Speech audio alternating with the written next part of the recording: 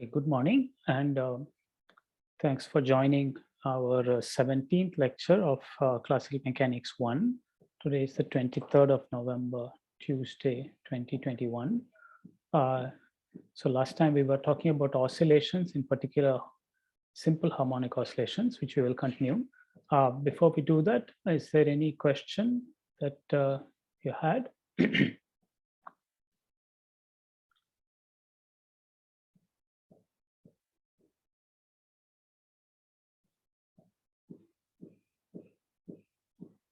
Okay, fine. If not, let us return to where we were.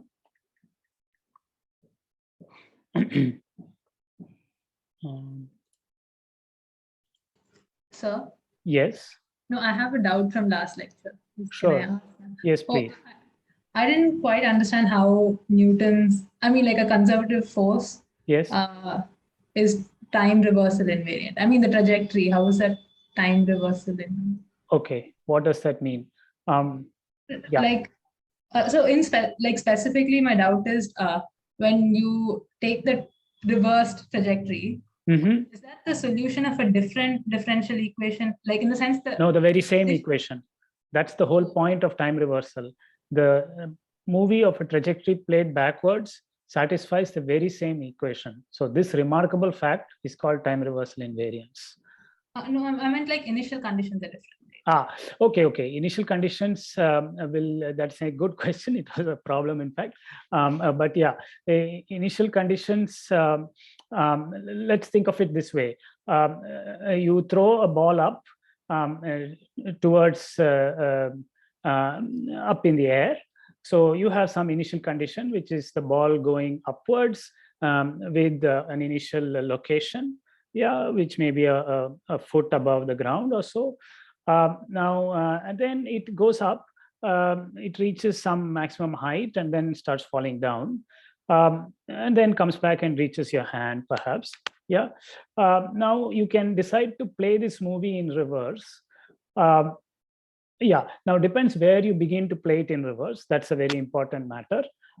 Suppose you start playing it in reverse from the point where the ball reaches your hand, returns to your hand.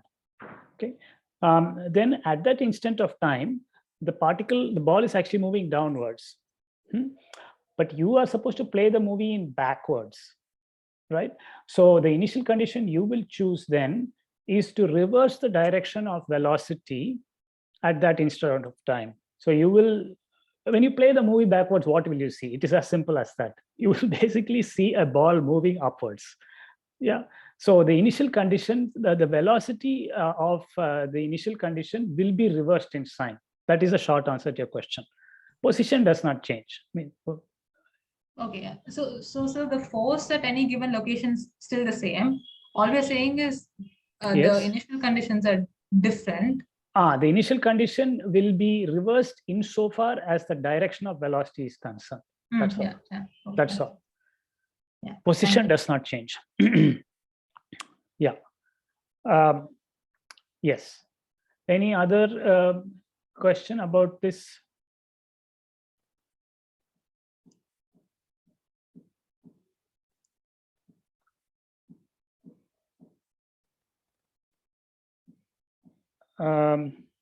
Okay, if not, you're of course welcome to ask later. But in the meantime, let us return to where we were. Okay, one small comment. I think this was a question, Anand Balivada, was it? About, or maybe I got it from Gautam Vishwanathan. I am forgetting who asked. So if it was either of you, please remind me who it was.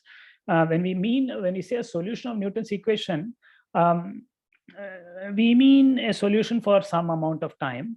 Now, so for simplicity, one may assume that the solution exists for all time. Now, that may be convenient, but in some discussions, but it is not necessarily the case. So we have to be aware of that. Yeah. So the other option, which is a more practically feasible option, is that the solution does not exist for all time, but only exists for some range of times, t min to t max. Suppose you have a solution during that time, then the assertion about time reversal is that you're going to play the movie of your solution backwards, yeah, from t max to t min.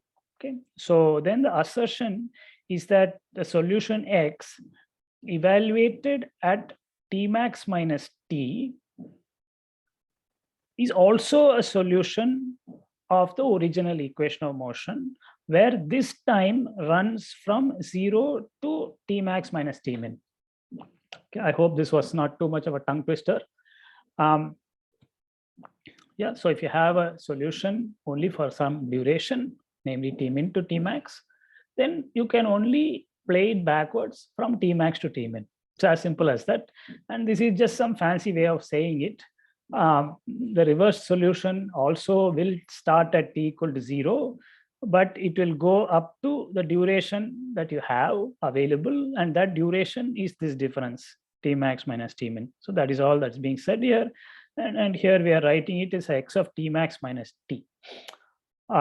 So does this answer the question that was raised last time by one of these two students? Yes, sir. I think it was Gautam, me who raised the question. Okay. Yeah, I don't remember asking. Okay, I am sorry. Right.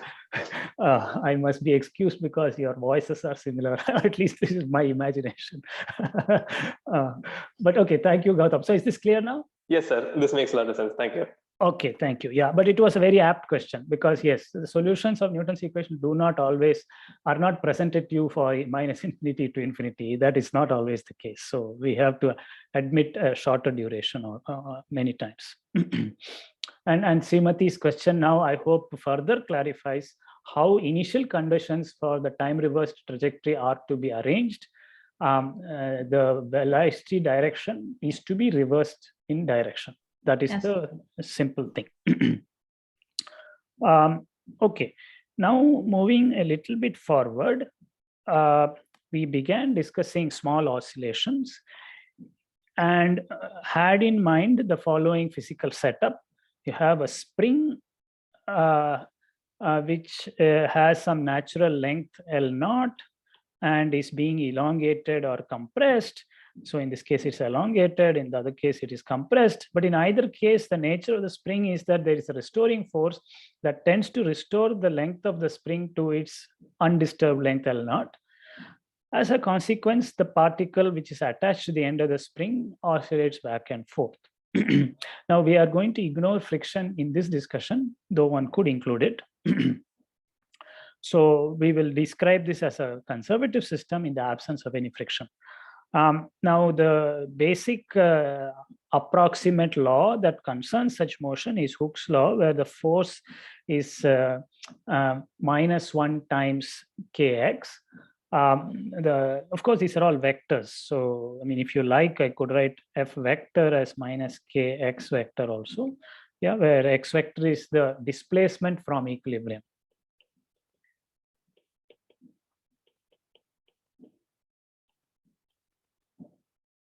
Yeah, and the point is that the force is directed opposite to that displacement vector. And I hastened to add that this is simply an approximation, a very good approximation for small displacements. If displacements are larger, other things can happen. Very common things can happen. The spring itself can get deformed. Yeah, it may no longer be the spring you started with. Yeah, it may simply cut into two. It may break. All sorts of things can happen. So we have to be aware of such possibilities. This is a very, very toy approximation. But more complicated and harmonic forces are possible. The simplest of which is a cubic restoring force, perhaps in addition to a linear restoring force, right? So though we will study the simplest case here, I encourage you all to bear in mind that there are more complicated possibilities, which are very physically important, but just harder to deal with. Okay, now we began the problem of actually addressing the solution of this equation of motion, namely Newton's second law, equation of motion, mx double dot is minus kx. And upon introducing this variable omega, which is the square root of k upon m, we observed that omega has dimensions of a frequency. This has dimensions of a frequency. The equation of motion could be rewritten in terms purely of omega. X double dot is minus omega squared x. I presume this is familiar to you. The very important observation we then made is that being a linear equation, x appears to the first power in both sides. It means that any linear combination, namely ax1 of t plus bx2 of t of solutions x1 and x2 of t, is again a solution. Okay, so we have this linearity property, and that is obvious from here. If x1 solves it, you just add the equation for x1 and the equation for s2, and it will solve the same equation for x1 plus x2. So now the question is, how do we solve it? Yeah, I mean, the aim will be to somehow get two linearly independent solutions and simply add them together with arbitrary coefficients. So that is the strategy. So now, just looking at, So now we of course dealt with the case where the force is absent, in which case the solution is AT plus B, which is very different from oscillations. I mean, these are growing solutions. This is a linearly growing solution or linearly decreasing solution. Yeah, so that is totally different physical character. While there it was easy to integrate, in the case we are interested in, namely x double dot equal to minus omega squared x, we cannot simply separate variables and bring x's to one side and t's to the other side. Okay. I mean, and not only that, we don't know how to integrate x. We know how to integrate x double dot. You can get x dot plus constant, but integrating x we don't know how to do because we don't know what x is as a function of time. Now the next best thing is to make a guess.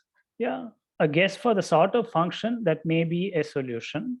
And that requires some playing around, observation, experimentation, mathematical insight, asking other friends and so on. There is no rule how to do this, no procedure. You make a guess, you try it, it works, you fail, happy, otherwise you throw it away. So we make a guess x equal to RT, okay, exponential function. I will motivate this later on. There are reasons to make this guess. I will motivate that later on. But for now, let us just make the guess and see what happens. For some constant r. Okay.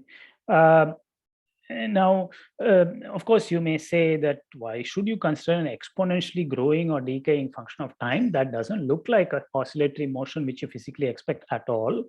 And you are absolutely right. And we are going to come to that conclusion in a moment, that r is actually not a real number. Yeah, it's some constant, but it will turn out to be an imaginary number. So that issue will be dealt with. So, but how do we proceed? We simply put this ansatz. Oh, by the way, the word ansatz is very commonly used in physics. It means guess. Yeah, it's a German word for guess. So we often use the term. Yes, please, Romit. You started talking about how the constant r was to be dealt with, but I missed what you were saying. Okay, no, you have not missed much.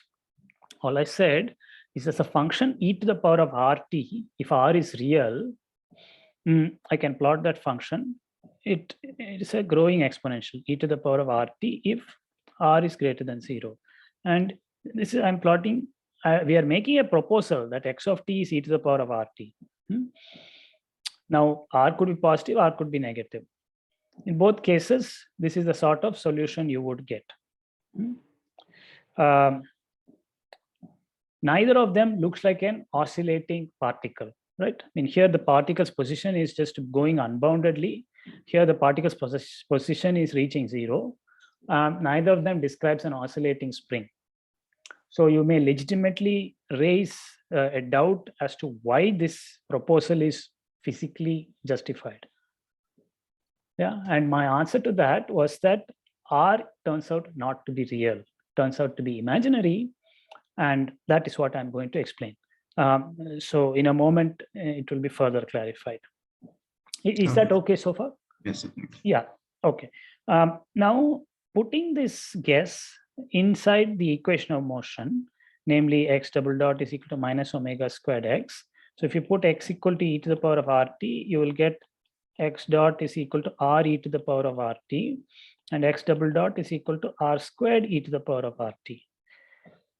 So the equation of motion will then become r squared e to the power of RT is equal to minus omega squared e to the power of RT.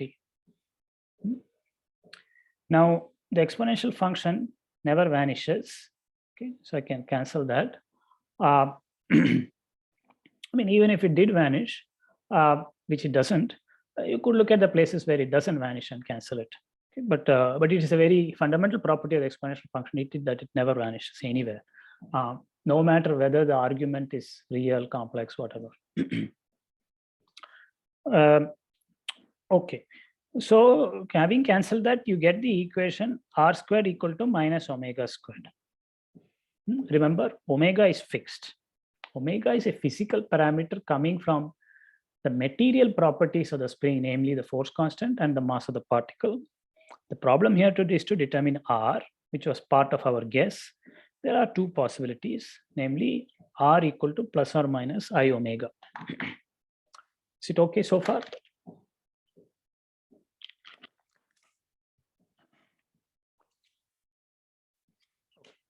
So, so with these two possibilities, one arrives at two solutions of these equations of motion, of this equation of motion. One which is x1, I will denote it as x1 and x2. X1 is equal to e to the power of I omega t, and x2 is e to the power of minus I omega t. Yeah, simply putting r equal to plus or minus I omega. X1 is e to the power of I omega t, and x2 is e to the minus I omega t. Now, these two functions are linearly independent. Yeah, in other words, e to the power of I omega t is not a multiple of e to the minus I omega t. I mean, I leave you to check that, but I hope it is evident to you. This is not 4 times that or minus 6 times that or any such thing, any constant times that. So now, taking arbitrarily linear combinations of these two solutions, we get a 2-parameter family of solutions. X of t is equal to, I'll call the coefficients constants. They are constants of integration. X of t as a tilde e to the power of I omega t plus b tilde e to the minus I omega t. Okay, this is a tilde. Yeah, so this is this tilde is the symbol on top of a. The reason I'm using these tildes is that this is not the end of the story. Later on, I want to save a and b for something else. So I'm putting these as some temporary coefficients. Now, if you have been following carefully, you should be very concerned about this solution. The solution must be real because x is a displacement from equilibrium. Whereas the solution we have presented on the face of it at least does not look like it is real, in general at least. But so far a tilde and b tilde are really arbitrary constants. So we can choose them in such a way that x becomes real. And that's precisely what we're going to do. We are going to impose the condition that x complex conjugate is equal to x. Yeah. So suppose we do that. X is equal to a tilde e to the power of I omega t plus b tilde e to the minus I omega t. So if you take the complex conjugate, which I will denote x star, some people write x bar. Yeah, that is equal to a tilde star e to the minus I omega t plus b tilde star e to the I omega t.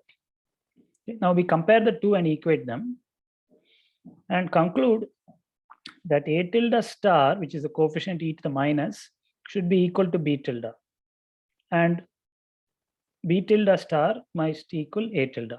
Okay, so we get the condition that A tilde and B tilde must be complex conjugates. A tilde star is equal to B tilde and B tilde star is equal to A tilde. I mean, these two conditions are the same. Yeah, this is the complex conjugate of the first condition. I am assuming here that you have some basic familiarity with complex numbers and complex conjugation. So is it okay if I proceed now? Any question right now?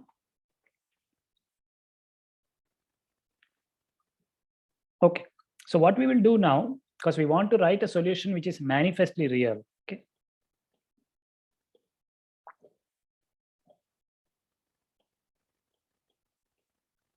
That's what we seek, not something that has got spurious complex numbers floating inside.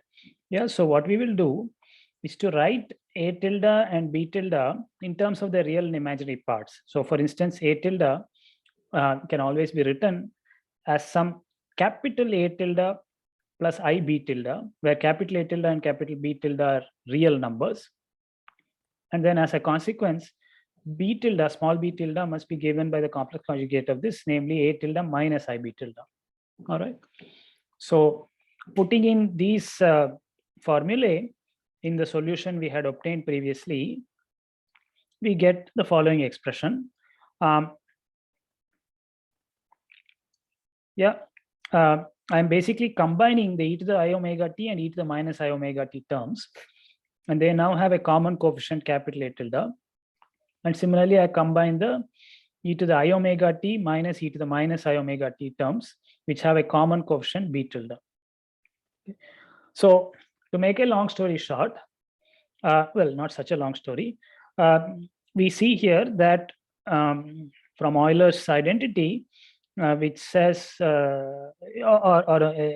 essentially going back to Euler, that e to the power of I omega t plus e to the minus I omega t is twice the cosine of omega t. And similarly, e to the I omega t minus e to the minus I omega t is twice the sine. Okay, with the I factor also thrown in. So here we are. We have rewritten the solution now in terms of sines and cosines. Not a surprise to any of you, I presume. So if I define C1 as 2A tilde and C2 as 2 minus 2B tilde, our solution has taken now the form x of t equal to C1 cosine omega t plus C2 sine omega t. Yeah. Of course, if you already knew the solution or had some other insight, you may have started by writing this in the first place. Okay, that is also fine. It's just that I started from this guess and had to work my way down.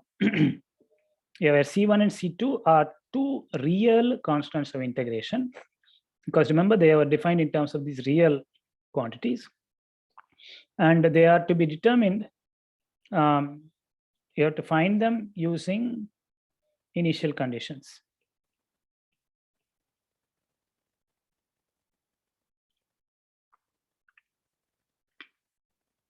Okay. Now, using this identity that the cosine of a sum is the product of cosines plus product of the sines, we can rewrite this in a different way. We can write x of t as a single cosine, some small a times cosine omega t plus alpha. Yeah, where a is positive. Yeah, that is the convention, to take a positive and to take alpha to lie in the fundamental domain 0 to 2 pi. This is achieved if C1 is chosen as some amplitude a times cosine alpha and C2 is chosen as some amplitude times sine alpha. Okay, so making this choice, we arrive at another convenient way of writing the solution. I mean, all these ways of writing are useful in different contexts, so that's why I'm introducing all of them. Written this way, we also observe from these two relations that a squared is equal to C1 squared plus C2 squared. Yeah, because sine squared plus cosine squared is 1. And moreover, taking the ratio of these two, the tangent of alpha is C2 upon C1. Okay, so what is the physical meaning of these things? Well, the first observation is from the solution. We see that x of t, or rather the particle's position, more precisely, the deviation of the position from equilibrium displays simple harmonic oscillations with amplitude given by A equal to square root of C1 squared plus C2 squared, and initial phase. So alpha is called the initial phase, A is called the amplitude. Okay, A is called the amplitude and alpha is called the initial phase. The initial phase is equal to the arc tangent of C2 upon C1. So you can choose your integration constants in different ways. You can choose them as C1 and C2. Sometimes it's more convenient to use them, choose them as the physical amplitude and the physical initial phase. Okay. Now, I think it will be helpful to plot this solution. So let us do that.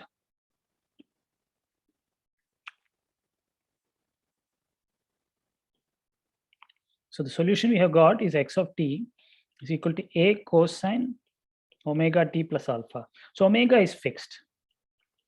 Yeah, so it is some number, 2 hertz or something like that. Yeah, 2 per second or some number. Now, let us begin by taking alpha equal to 0. We have to see what that alpha means. If we take alpha equal to 0, and of course A is positive, maybe 1 or something, doesn't matter too much. Then the solution, by the way, I should not have done this. Yeah. I need to go above and below. So here it is. This is my solution. Sorry, T.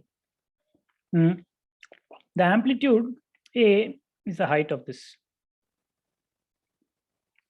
Yeah, that is the meaning. Now, in this case, the initial phase was 0, and that means that the cosine function started at the argument 0.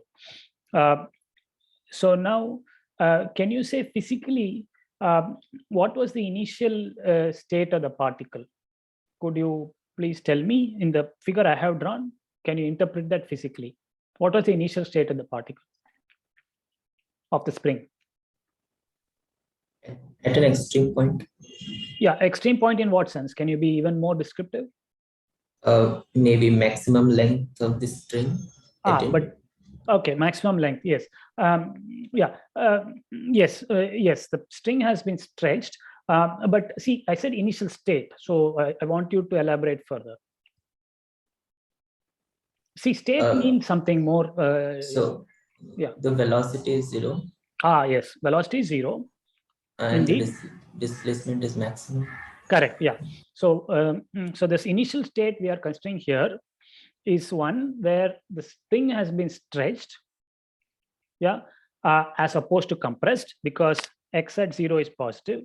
So spring stretched and let go. Yeah, let go without pushing it. Yeah, you're just letting it go. You're stretching it and letting it go. So that's what we are discussing over here. You stretch the string and let it go and watch what happens. All right. Now, alpha plays an important role. Can you tell me? Okay, or let us do one more example. Suppose we took alpha as 0. Initial phase is 0. Then let us understand what the meaning of this is. I'm sorry, I should not take it as 0. I wanted to take it as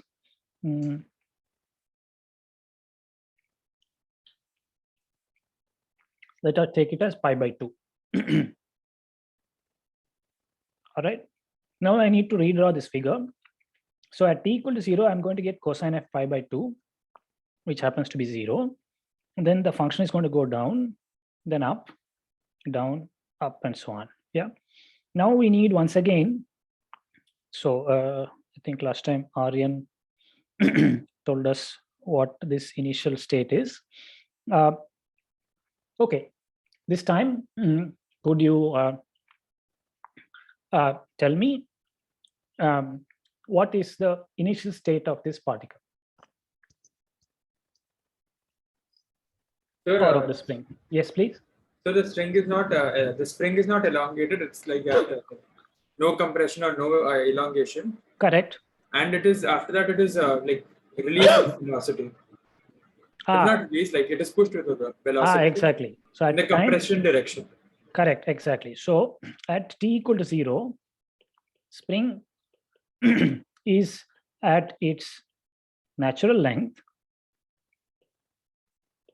yeah, but is pushed. And you were saying pushed so as to compress it. Yeah, so this is the initial state corresponding to alpha equal to pi upon 2 and whatever value of a. I mean, a, it is this number. Yeah. So is that clear? By changing the value of alpha, you can change the initial state as well as a. So that is correct, Siddhant. Any question about how we interpret these numbers physically? Sir, in the second case, there is no Yes. force when t equal to 0. You are right. At t equal to 0, the force due to the spring vanishes because the initial displacement was 0. So that's quite right. No initial force. But even though there is no initial force, there is an initial velocity. But there exists an initial velocity. So physically, that initial velocity makes it start moving. And once it starts getting compressed, the force kicks in and tries to push it back. Is that okay, Adarsh? Yes, sir. Okay. Any other question about this? I mean, simple harmonic oscillator is one of the iconic problems of physics. Very important basic system. Surprisingly helpful in a myriad variety of physical situations. So it's well worth understanding this, as simple as it may look. Because it is possible to have 2 oscillators, 3 oscillators, infinitely many oscillators. Yeah, oscillators with different tensions, different force constants combined, coupled oscillators. You can do all sorts of things. Yeah, so it's a workhorse of physics. Okay. Now, the other feature of this solution, which we have not addressed at all, is what is its period in time. Yeah. So the material constant omega is called the angular frequency, and it determines the time period. After all, this equation, I mean, the function is cosine omega t. And the question is, what is the periodicity in time? So the periodicity in time, I mean, the cosine function has a period 2 pi in t, but since you are multiplying by omega, what we would say is that omega t has period 2 pi. Okay, omega t has period 2 pi, and therefore t period is 2 pi upon omega. Okay, so in other words, after so please tell me in the second figure where the time, so let me call the time period 2 pi upon omega, where am I supposed to draw capital T in that horizontal axis? Please advise me. I mean, there are many. Repeat your question. My question is, where along this axis, T axis, does capital T equal to 2 pi upon omega lie? Does it lie here, there? I mean, I have many options.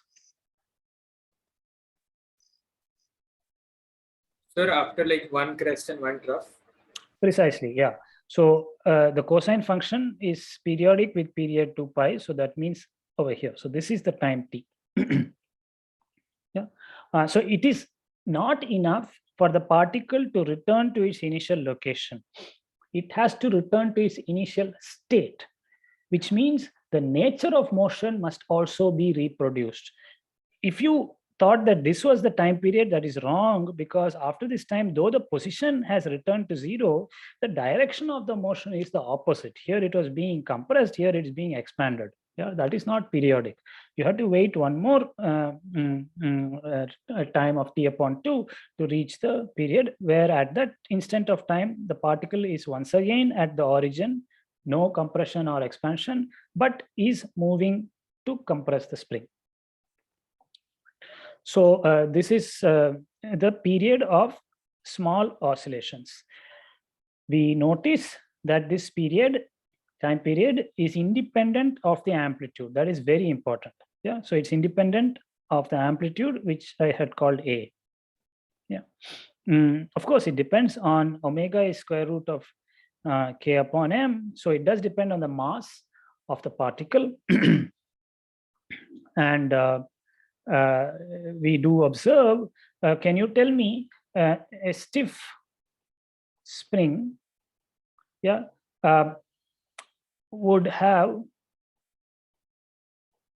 a larger or smaller time period? You have to interpret what does stiff mean and So smaller. okay, you are saying, okay, so first of all, what do you understand by stiff spring? So higher K. Okay, so a stiff spring would have higher K. Yeah, that is, the restoring force is larger. That is basically what we are saying. It's a very stiff spring. The restoring force is quite strong. So if K is larger, we see that omega grows with square root of K. So if a stiff spring is going to have a larger omega, and therefore the time period is going to be more or less. Less. So Nilabja was answering. Sorry, who said less? Ishita. Yes, Okay. sir. Ishita, yeah. I'm sorry, yeah. Okay, so I think we had answers in both directions, but yeah, so the correct answer, of course, is that T is less. Yeah, a spring with larger force constant is going to come back to its original location much faster, and therefore the time period is less. Okay. Any question about that? Okay. On the other hand, the dependence on mass is also important. Let us look at that. A particle with the higher inertia, yeah, that is okay. Can you tell me whether its time period is going to be more or less? Particle with higher inertia.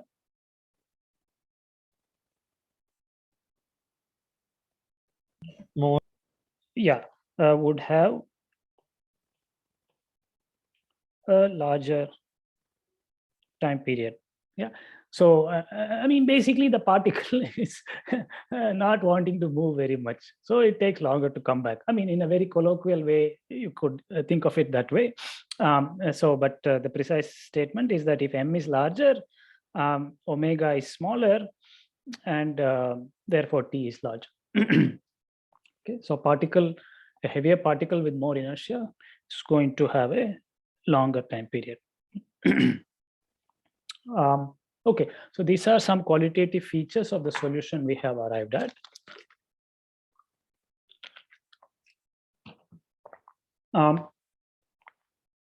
Now, I just want to make a remark about when you go beyond these approximations, this observation that the time period for a linear restoring force is independent of amplitude, that is given a fancy name. We say that harmonic oscillations are isochronous.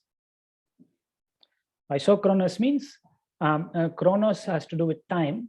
Isochronous means the time for that oscillation is independent of amplitude. It is the same. Iso means the same. So yeah, so but this is special to a linear restoring force, this feature of being independent of amplitude. If the force were nonlinear, for example, if F was not minus kx, but minus kx cubed, for instance, then the motion would still be periodic, it turns out. I mean, it would be a different type of spring, still display periodic motion, but the time period of those oscillations would depend on amplitude. Okay, so this is just a side remark, but a cautionary remark which I would like you to bear in mind that this is a very special feature of linear restoring forces having time period independent of amplitude. Most of physics doesn't have such a simple situation.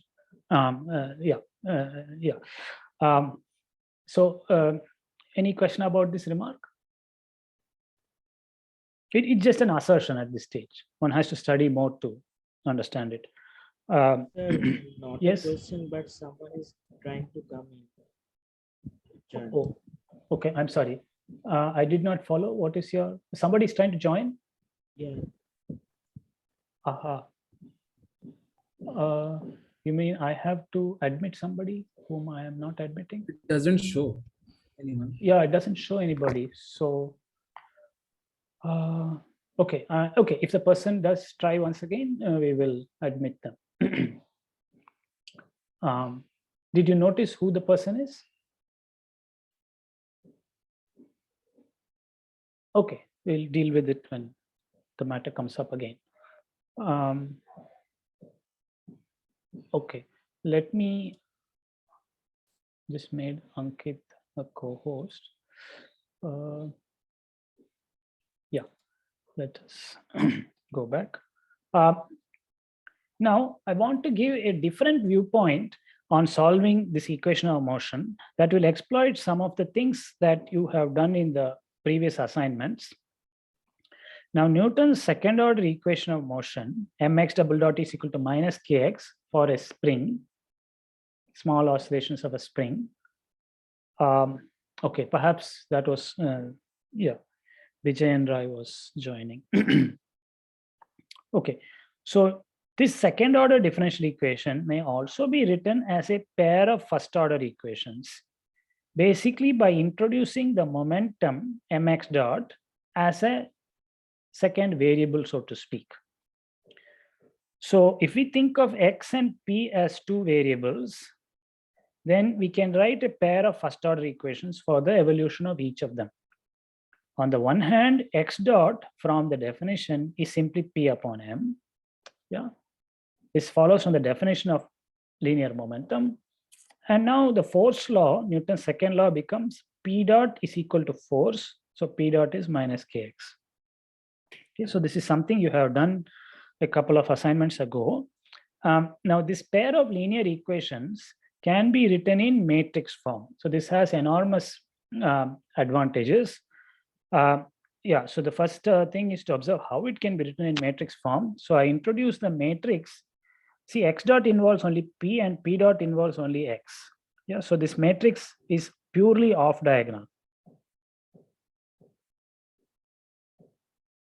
Yeah, and just notice that if you multiply this matrix with this column vector, the first entry is going to be 0 times x plus 1 by m times p, and that is x dot equal to p by m.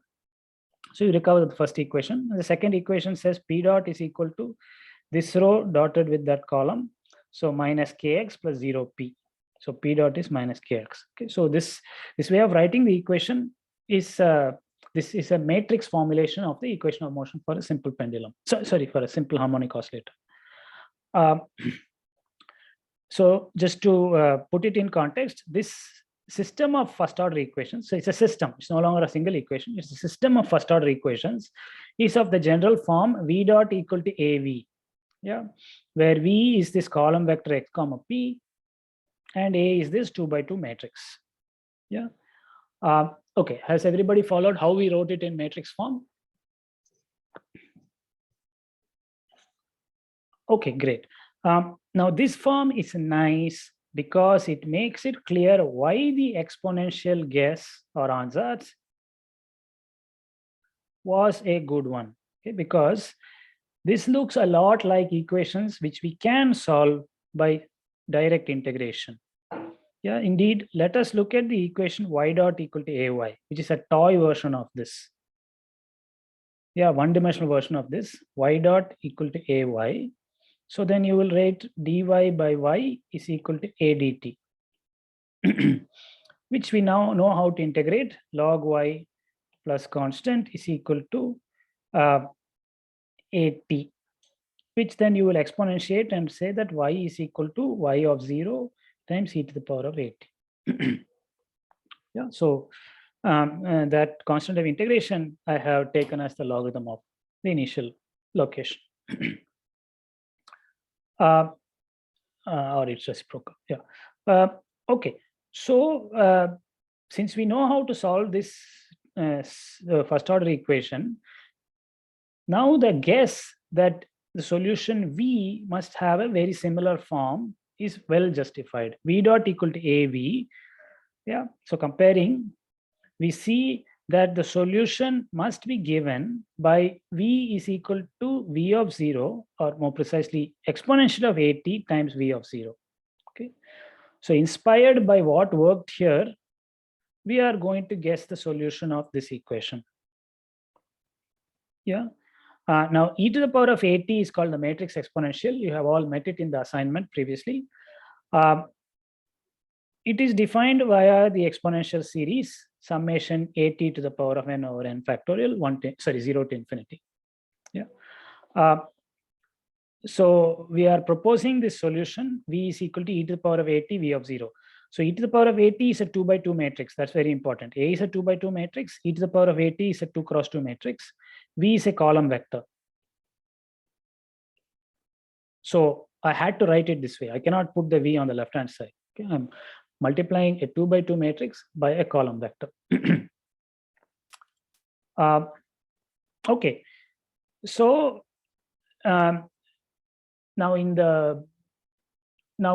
somebody may propose this solution. You have to believe it or you have to check it. If you wanted to check it, you could write out the exponential series, differentiate term by term in time, and check that you get that the solution satisfies this equation. I mean, the formula satisfies this equation. So I leave that to you to check. But any question about our procedure so far?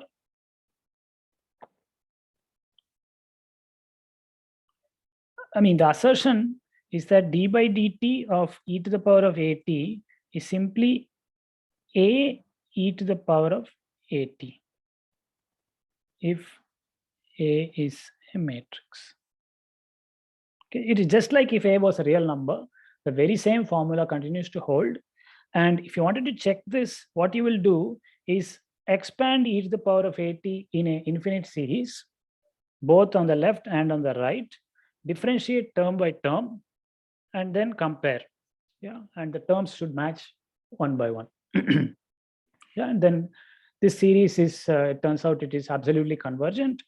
So those term by term differentiation are justified. Oh, how do I get rid of this? Okay. Yeah. Okay. Any question so far? Okay, so here I am just intending to make use of what you have done in the assignment.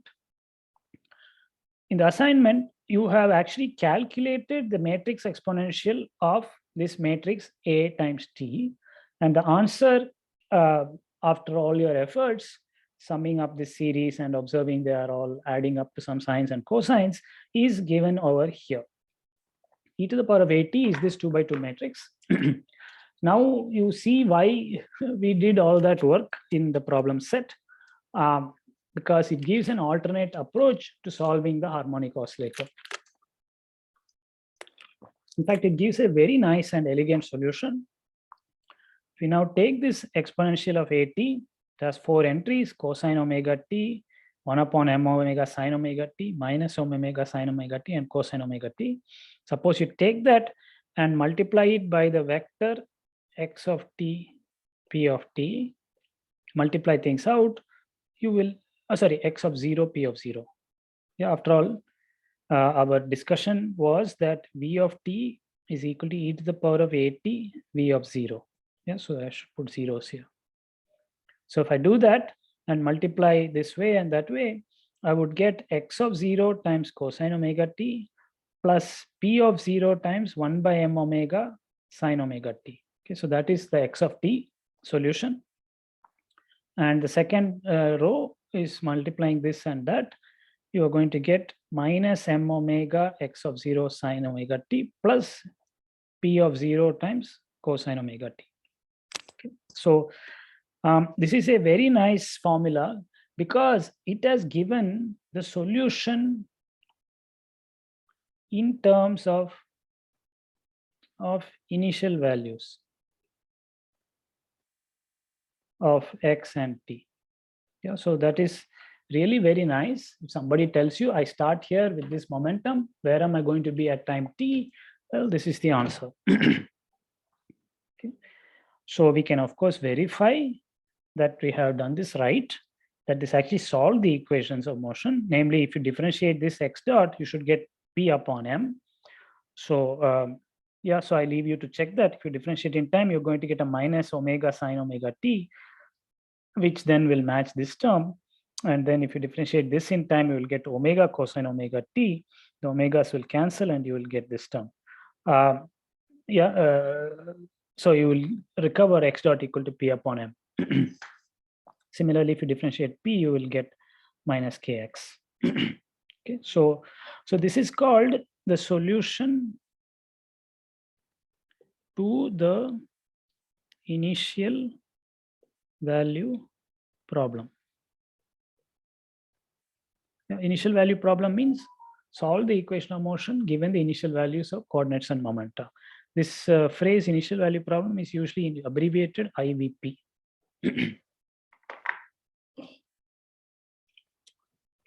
So any question about how we went about doing it by this more sophisticated matrix approach?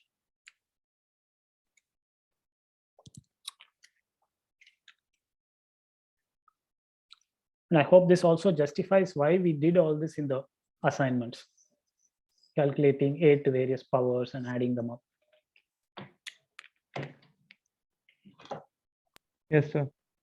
Okay, I think Milan had asked, why are we doing this? Am I right? Yes, I had sent an email asking, why do this at all? Okay, so your patience has paid off. I hope now it is justified. Yes. Okay. All right, any other comments or questions?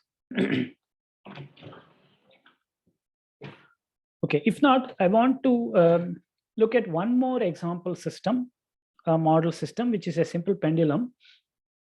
In this chapter, we are looking at oscillations. So this is another prototypical system, which is worth understanding the basics of.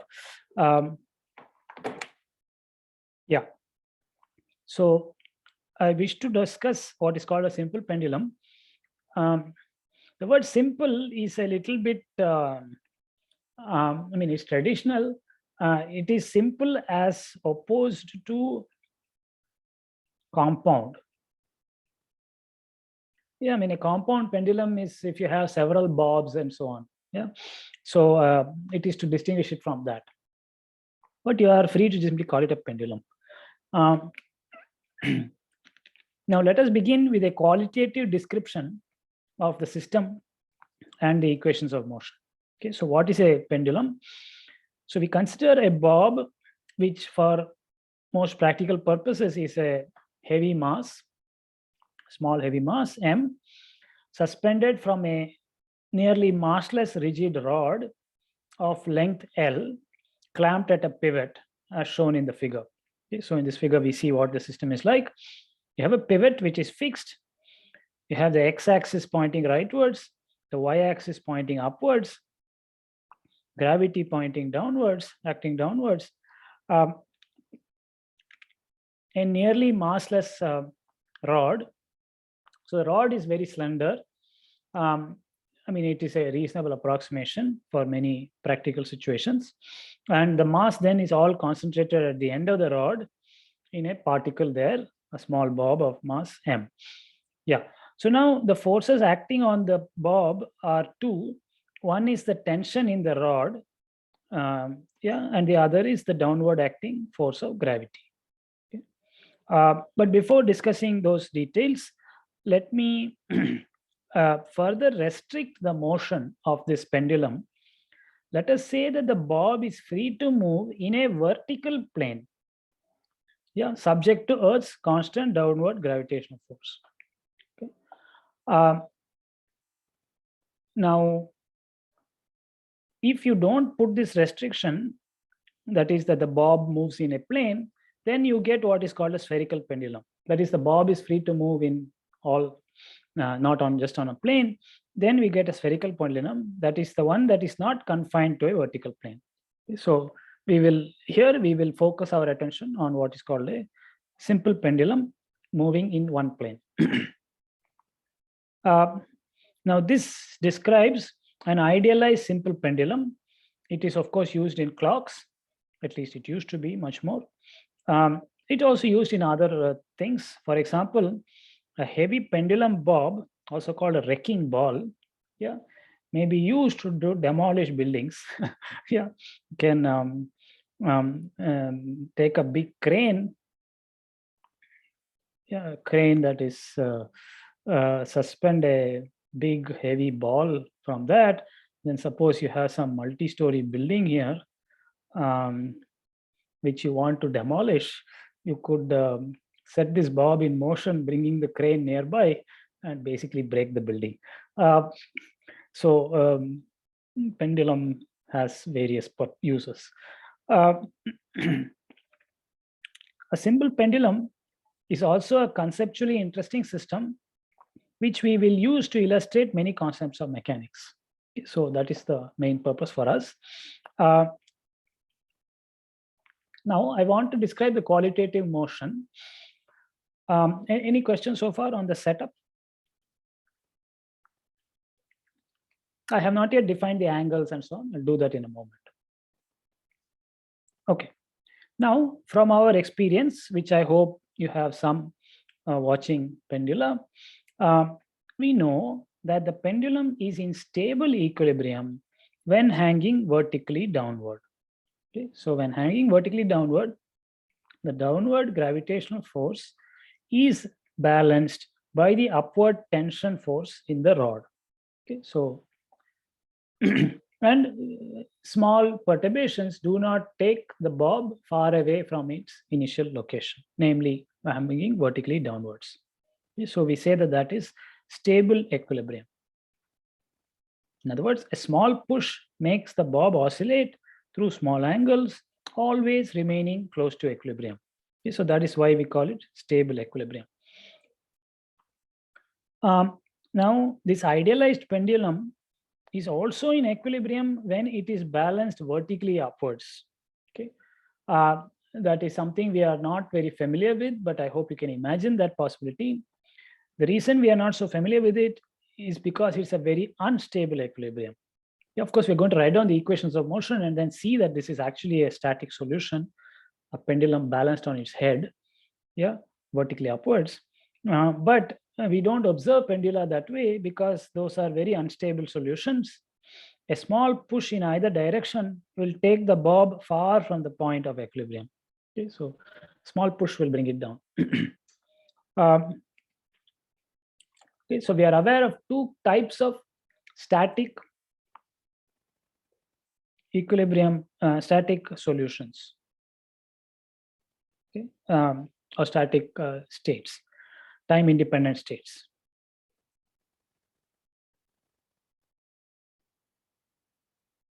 Okay, now let us now talk not about static states, but about time-dependent states. Okay, we have observed that there are two types of static states, hanging downward, standing upward. One is stable, the other is unstable. Now there are two types of time-dependent solutions also, time-dependent dynamics.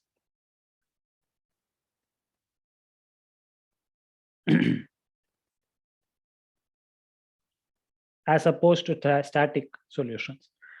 These are given two fancy names. One is called libration, the other is rotation. Let's understand what these are. Libration is a word that comes from astronomy. Here it means, libration basically refers to oscillation. More precisely, oscillation between a pair of turning points on either side of the vertical. Okay, so the picture is that libration is what you normally think of an pendulum doing, namely oscillating back and forth. Yeah, with some amplitude. It could be small, it could be large. Yeah, I mean, you could even start it at rest over there and let it come down, go back up there. Yeah, and then come back. So these are all librational trajectories. The key thing is that the bob is bound or trapped around its point of stable equilibrium. Yeah, it's simply going around the point of stable equilibrium. Here, whether the amplitude is small or large, it is still going around the point of stable equilibrium. Okay.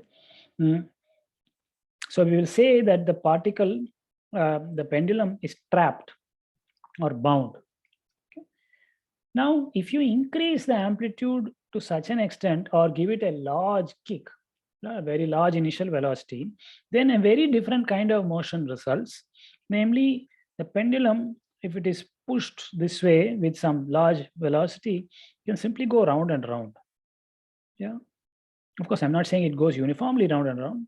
It can go round and round. That is called rotation. So rotation ensues if the energy or initial speed of the bob is above some critical value. I mean, you need to have initial energy enough to make it to the top and go further. Okay, otherwise it doesn't happen. And if the energy exceeds a critical value or initial speed exceeds a critical value, then the bob rotates about the pivot in general at a non-uniform rate. Yeah, this is not some sort of uniform circular motion. Okay. In fact, our experience is that it moves slower at the top and faster at the bottom. Okay. Can you propose some reason why this is the case? Some qualitative reason why it is slower at the top, faster at the bottom? Energy is conserved. Yes. And as you go higher, potential energy increases. So kinetic energy has to decrease. Exactly. You're right, Milan Paul. Yeah, so you have said it. I can't say it any better. Now, and I hope others are satisfied by that as well. Anyway, we are going to write a formula for energy. Right now, we are only giving intuitive suggestions. Now, in rotational motion, the bob is not trapped near its point of stable equilibrium, and instead the motion, and in particular, the motion does not have any turning points. So remember here, there were turning points.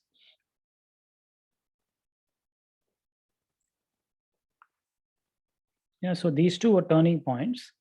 These two are turning points. For this rotational motion, there are no turning points. So that is the key qualitative difference between libration and rotation. Okay, so I've introduced two names here. I would like you to be aware of these and their qualitative physical features and how they differ from each other. Yeah, so I hope you're comfortable with this terminology. Sir? Yes. No, I have a doubt. You mentioned a spherical pendulum, right? Yes. It's not, I didn't catch that. What is a spherical pendulum? Why is it not confined? Yeah, no. So this is a spherical pendulum. This is my rod and the bob here. This is the pivot, my right hand. Suppose it is constrained to move in a vertical plane. This is what you are used to. A pendulum clock, the bob moves in a plane. The rod moves in a plane. Suppose it is not constrained to do that, but rather it is not, I mean, suppose it was doing other things. Yes. Okay, that's the difference. It's called spherical simply because the bob must move on a sphere because the length of the rod is fixed. Okay, that's why, so. So when the constraint is there, it's called a simple pendulum, is that right? Yeah, correct. And when that constraint to move in a plane is not present, then we call it a spherical pendulum. Yeah, precisely, yes. Okay, now let me come back to the description of this system. going beyond qualitative remarks, now we want to do a quantitative analysis of the system. First of all, our tradition from the earlier lectures has been to identify the number of degrees of freedom. Okay, so this pendulum has precisely 1 degree of freedom. Yeah, you need one real variable, namely, let us say the counterclockwise angle of deflection theta from stable equilibrium position to locate the pendulum, to say precisely where it is. Here we need one real number. I emphasize, mass is not a degree of freedom, that is some fixed number m.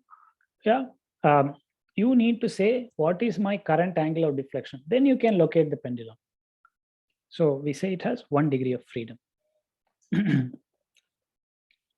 Looked at differently, the pendulum's bob is constrained to move on a circle, yeah, because the length of the rod is fixed. Yeah, so it has to move on a circle, and to locate a point on a circle, we need one angle. So that is 1 degree of freedom. All right. This is the reason. Okay.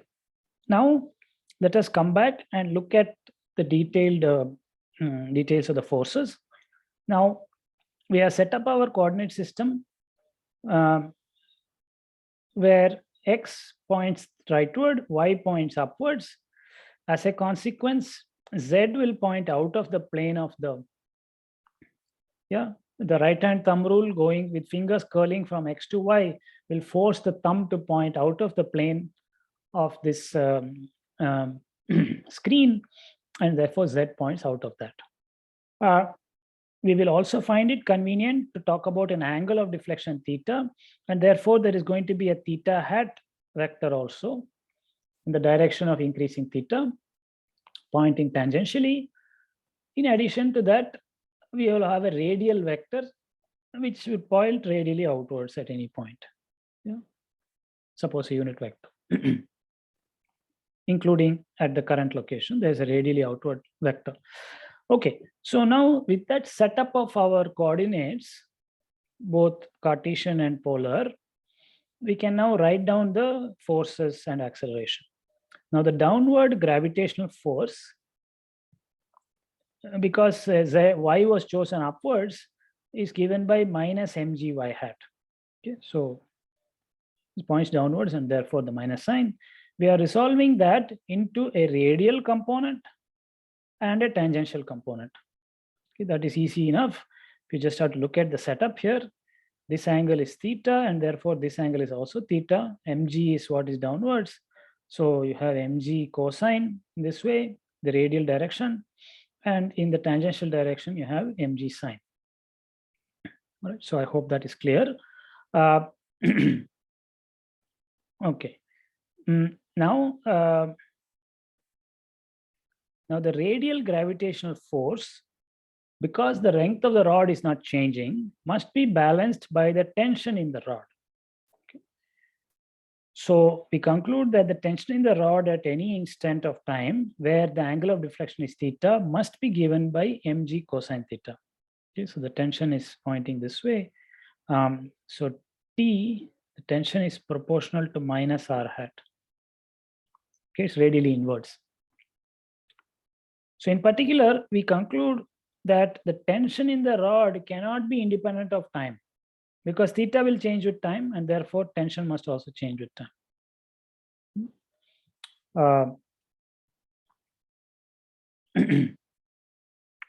Okay. So if the length of the rod is fixed, it means that there is some strong forces within the rod that are keeping it from elongating or shortening. On the other hand, if you replace that rod with a spring and let this go, then it's going to elongate and shorten depending on the angle of deflection. Yeah, we are not allowing for that. Okay, so let me bring in the equation of motion now. And that is by consideration of the tangential component of the gravitational force. The tangential component of the gravitational force points towards the equilibrium location, yeah, tangentially. And it tends to reduce the angle of deflection. Yeah, that is the main feature, reduce the angle of and causes the bob to accelerate towards its equilibrium position. Now it's convenient to talk in terms of the arc length S, which is L theta. So this is the arc length. S is equal to L theta. L is this radius, the big length. Yeah, so S is L theta. Then the tangential velocity of the bob is given by the rate of change of S. So that is simply L theta dot. Yeah, and therefore its acceleration upon taking one more derivative is L theta double dot, because the length of the rod is held fixed. Therefore, Newton's second law says that mass times acceleration is equal to the tangential component of force. Yeah, so acceleration was already determined as L theta double dot. And then you multiply that by mass. Yeah, and acceleration by the definition of theta points in the direction of increasing theta. Okay, that is our convention. Theta increases counterclockwise. Yeah, so the acceleration is given by ml theta double dot theta hat, whereas the force of gravity, tangential force of gravity is given by mg sine theta, but it is oppositely directed, minus theta hat. It's pointing inwards. Therefore, now equating these two and using the second law of Newton, we conclude that ml theta double dot is minus mg sine theta. Okay. And cancelling the masses, we arrive at a very nice equation. Theta double dot is equal to minus g upon L sine theta. Okay. So this is a very nice equation. One of the first non-trivial equations of motion we have derived in this course. Yeah, it is conventional to call g upon L as some omega squared. I leave you to check that it again has dimensions of a frequency. So you have to check that omega has dimensions of inverse time. Let us do that. In fact, the dimensions of g is acceleration, Lt minus 2. And so dividing by L, you get t to the minus 2, and then square root of g upon L would have dimensions inverse time. Okay. So omega is a frequency, and hence the symbol. So now in this equation, which we have derived just now, t is called the independent variable. And theta is called the dependent variable. Theta is a function of time. So t is called the independent variable, theta is called the dependent variable. I mean, this is the mathematical terminology which I would like you to get used to. Now for the main physics, the mass of the bob cancelled out. Okay, and therefore the time dependence of theta, because it's absent in the equation, the mass of the bob is completely gone away. Unlike in the simple harmonic oscillator problem. Okay, that is a totally different problem. Situation is different. Here the mass of the bob cancelled out. So the time dependence of theta and the motion of the pendulum is independent of the mass of the bob. It can depend only on the constant angular frequency omega, which is dependent on the acceleration due to gravity and the length of the rod. In particular, the time period of oscillation, I'm not saying small oscillation, time period of oscillation is whatever time period you get by solving this equation. It cannot depend on the mass, because mass doesn't even appear in the equation, no matter how large the oscillation is. Okay, so this was discovered experimentally by Galileo around 1602. Okay, any questions so far?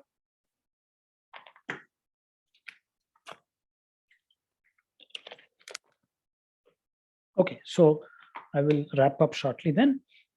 Yeah, so the equation of motion, namely theta double dot is minus omega squared sine theta for the unknown function theta of t, also known as dependent variable, is second order in time.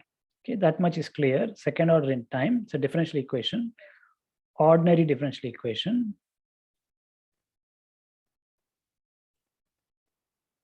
Yeah. However, unlike the other equation we studied today, namely minus mx double dot is minus kx, which is linear in x, this equation is highly nonlinear in, it's very nonlinear in theta. In the unknown function theta of t, because while on the left hand side it appears to the first power, the right hand side you have the sine of theta appearing, and if you think of the sine of theta as some theta even expanded in a series minus theta cubed, yeah, and so on, it is very, very nonlinear. It has got powers of all orders, I mean all odd orders. Yeah. So so this is a highly nonlinear equation, not so easy to solve at all. Yeah. But fortunately, even without solving it explicitly, we may determine many qualitative features of the motion, and that's what we're going to do next time on Thursday. Yeah. But what we have achieved today is to set up the equation of motion.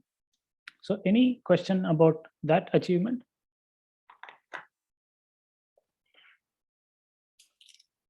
Or what a simple pendulum is? Sir, I had a question regarding the time period. Yes, Ruptak. Yeah. So like is the time period also constant for for large what to say, large mass? I mean like a large angle. Large angle oscillations. Yes, When you sir. say constant, you mean constant as a function of what? I mean Independent of doesn't- amplitude? Yeah, yes, sir. Independent of, No, yeah. no. Like we were saying last time, and a pendulum that is oscillating through small angles. Okay, let me put it here. You can see it better. Through small angles has a period of oscillation which is independent of amplitude. That is, if I go very little or a little bit more, the time period is basically the same. However, once the angle of deflection becomes larger, something like this, the time period of this oscillation, it turns out, is definitely more than the time period of this oscillation. They are both periodic, but the period does depend on amplitude. The independence on amplitude is valid only for very small angle of deflection. Does that answer your question? Yes, sir. And is it also like independent of mass? Like, Independence of mass is valid irrespective of whether it is small or large oscillation. That is a consequence of the equation. M simply doesn't appear there. Okay, so that is a very important fact, that the amplitude, for large amplitude oscillations, the time period continues to be independent of the mass. yes, sir. Yes, sir. Okay. Okay, those were very good questions. Anything else? I mean, I have not established all these things. I am giving you intuition and facts, which are very important. Galileo found this out by careful experimentation long before Newton's second law was written down. Yeah, so we similarly need to have an understanding of nature before we try to write equations to solve and predict things in nature. Okay, any other question?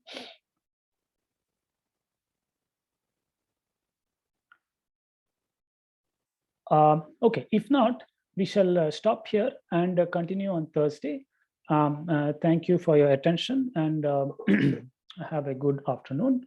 I will share a new assignment with you. Anyway, that is coming up. Okay, have a good afternoon. Thank you. Thank you, sir. Thank you, sir. Yes, Thank you, sir. you're most welcome. Thank you, sir. Yes, Thank you, sir. yes, thank you. Thank you, sir.